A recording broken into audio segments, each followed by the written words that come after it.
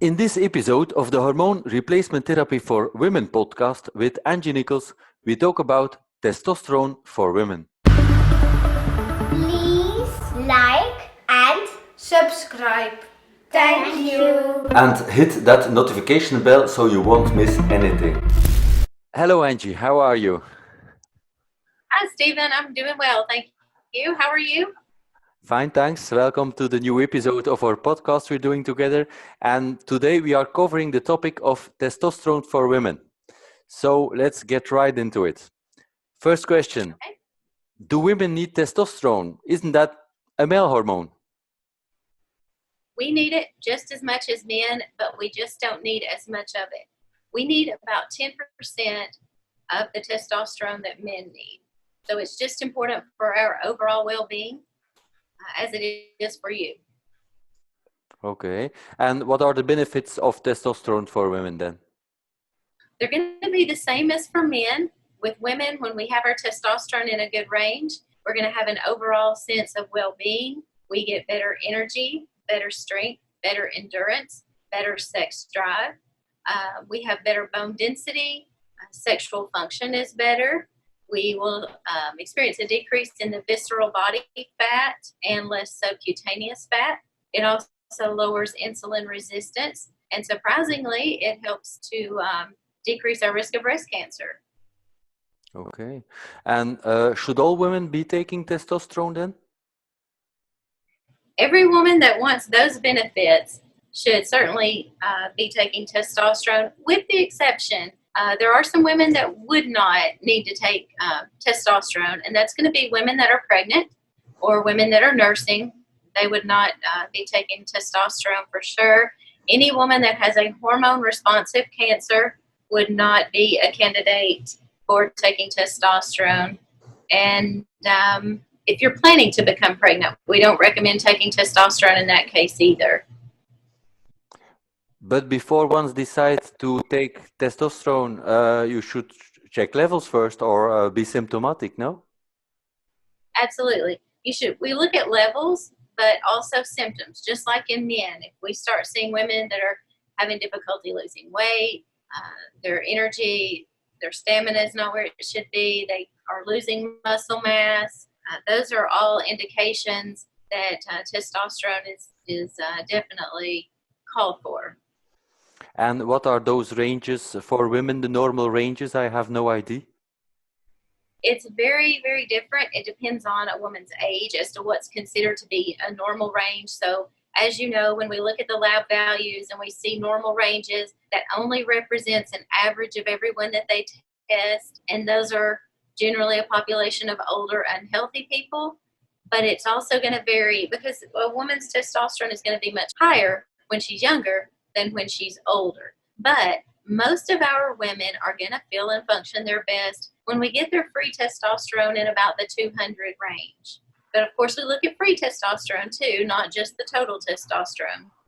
But that's where most of them start to feel really well and start to get relief of their symptoms. Okay.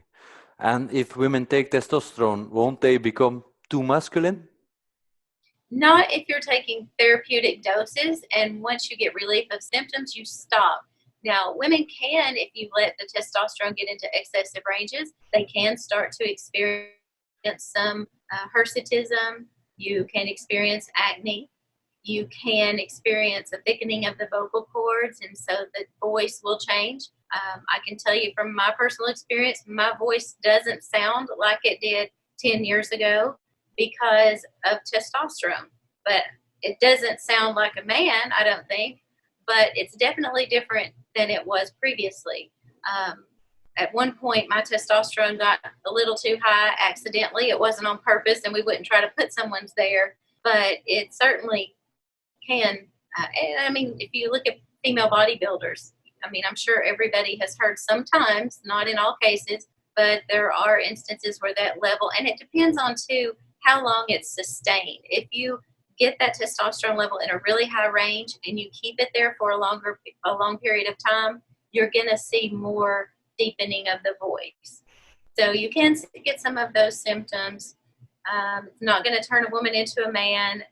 It's not going to make, even if she does have facial hair or body hair, it's not going to make it darker. It's not going to make it more coarse. That's purely going to be genetics, but it will definitely increase the amount of hair growth. And we can monitor or regulate that a little bit just by dosage changes. There's various ways that you can counteract that. But once women start to get relief of their symptoms, they're generally willing to accept a little bit of those minor annoyances to experience the positive health benefits. You just have to make sure that everybody's well aware of what the risks are before they start.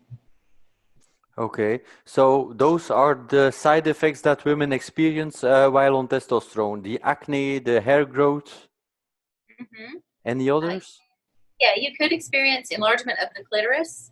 You could experience an excessive sex drive. We've actually had women come in and say, I need you to dial this back a little bit because I'm going to get myself in trouble if my level stays high. I mean, it is a real problem. And so we have to figure out what relieves their symptoms, but yet helps them stay comfortable too. Okay. And what are the methods of delivery for testosterone in women?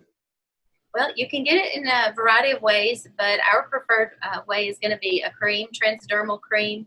There's a lot of studies that use a transdermal patch when they're investigating testosterone, but the cream is a very easy, it's a daily dose.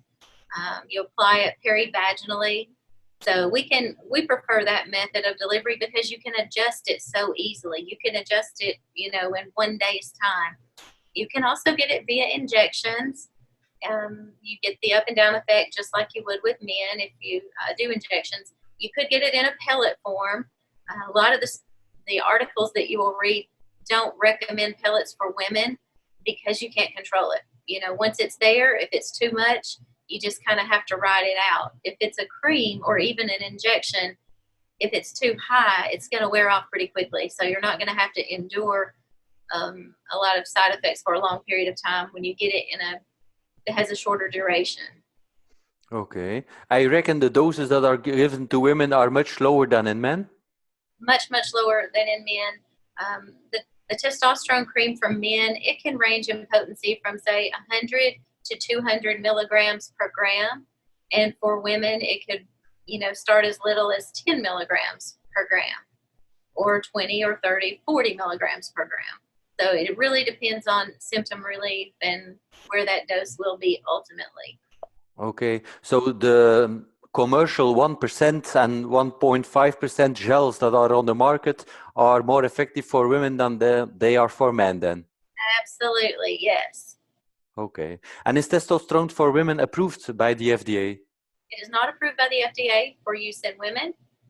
It is when a woman gets testosterone prescribed, it's being prescribed for her off-label in order to treat her symptoms. And the same thing with men. With men, if they don't meet the criteria of hypogonadism, then it's prescribed off-label to treat symptoms. Same thing for women. Okay. Then one last question, a concern that many have, I guess. Will testosterone cause breast cancer? Because many studies show that women with high testosterone levels are at a high risk of breast cancer and cardiovascular disease even. Isn't that true? That is absolutely true. Not that it causes breast cancer, but that women that have high baseline, and that's the key word there, baseline levels of high testosterone are at an increased risk of breast cancer. The reason that a woman would have a high baseline testosterone level is if she has a condition called polycystic ovarian syndrome. And the root cause of PCOS is insulin resistance. So there's a lot of things that go along with that, and we plan to talk more about PCOS next week. It's an area of special interest for me, but it's just like men that come in with high baseline estradiol levels. When the men with baseline estradiol levels, when you look at their medical history and what happens in those men, they're at a much higher risk of blood clot, heart attack, and stroke, but it's baseline. And you have to say, why are their estrogen levels high without being on anything? And that's going to be because of obesity, because they're overweight, and so their body's producing more estrogen. So the risk really isn't the estradiol. it's the obesity. But the estradiol gets blamed just like testosterone gets blamed in women that have high baseline levels of testosterone. But that hasn't been shown to be true when we actually give testosterone. So it's a totally separate thing that we're looking at.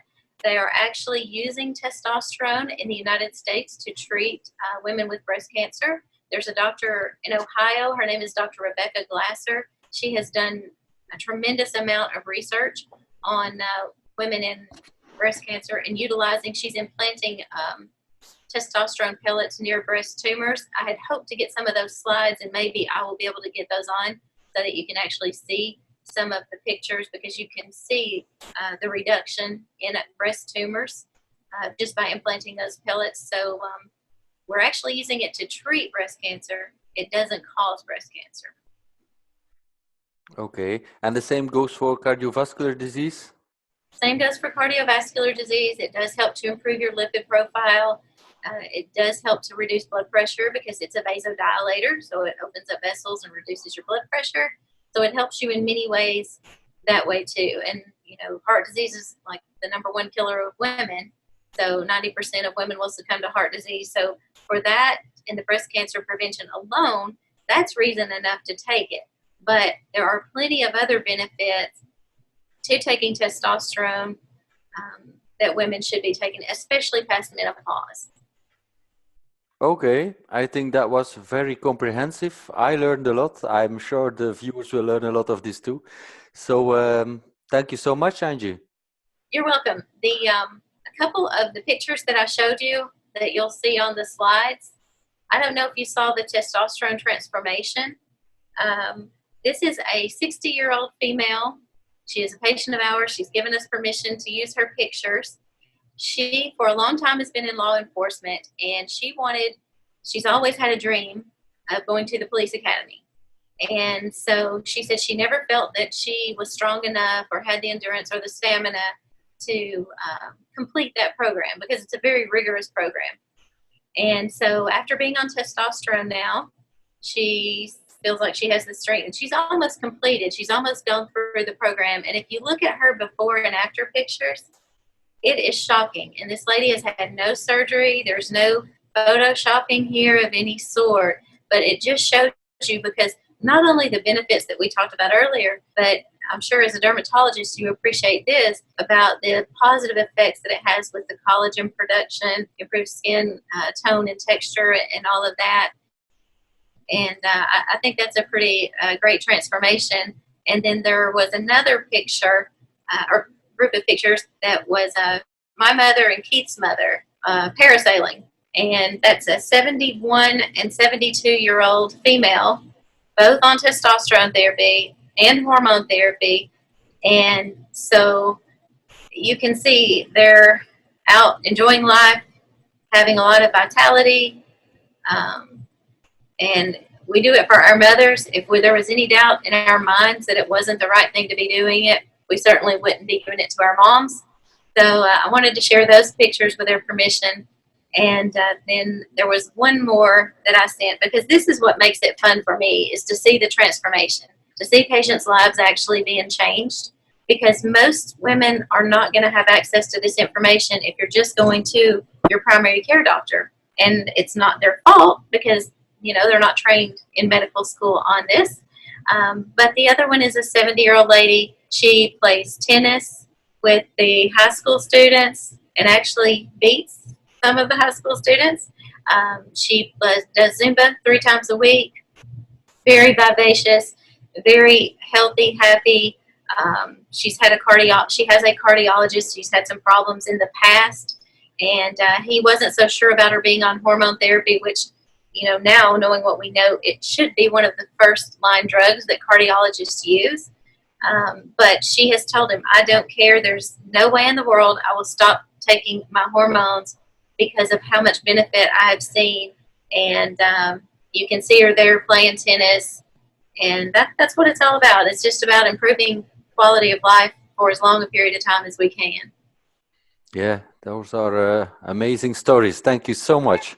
You're welcome. Okay, so talk to you next week. Sounds good. Okay. Bye bye. Thanks. See you later. Have a good rest of your day. Thank you. Bye bye.